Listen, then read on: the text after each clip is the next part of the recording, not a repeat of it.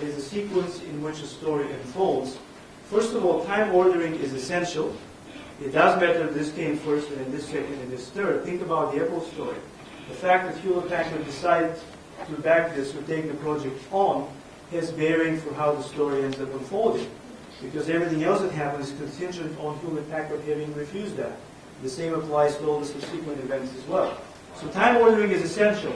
But the other thing that is essential is that, one, we're dealing with discrete states and events. And events is not a variable. It's something that either happens or doesn't. So we can't really talk about variation of sorts. And we're dealing with necessary conditions, not necessary and sufficient. So getting from point A to point B, where you have several junctions along the way, each of those junctions is necessary, but not sufficient, obviously. And that is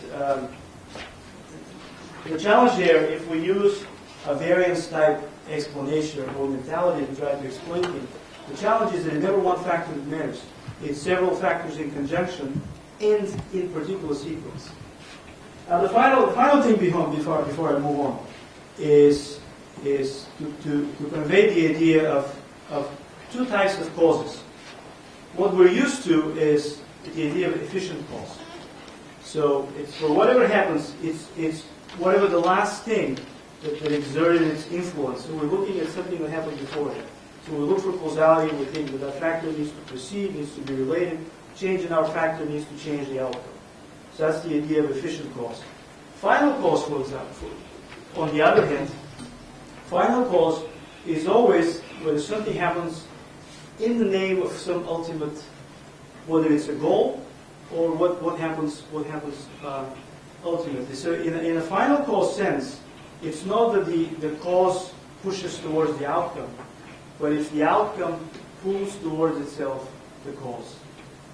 Let me just say that one of the reasons, again, I've backed against process research coming from quantitative modeling, is that I've increasingly realized that it's never about direct effect. It's never about a straight direct effect of a single factor. It's always a combination of factors. But unfortunately, when you do regression analysis, three-way interaction is as high as you can go. And even three-way interactions are complicated. I had one for my dissertation. One of my examiners says, well, I applaud you for tackling a three-way interaction, but I always advise my students to avoid three-way interactions. Because they're tough, they're difficult to interpret, and it's challenging, because you've got to model all the two-way interactions.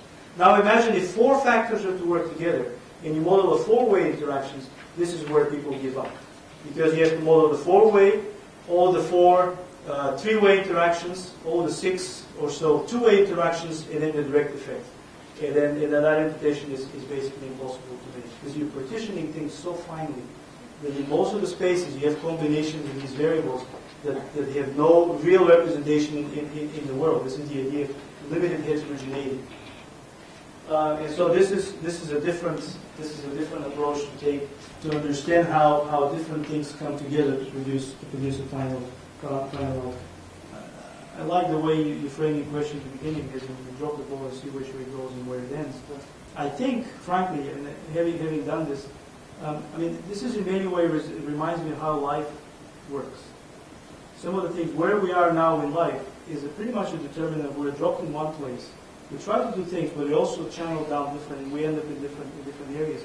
And I'm beginning to think that this is how a lot of ventures, most of the ventures develop as well. So there's a lot of intentionality and skills and competencies along the way.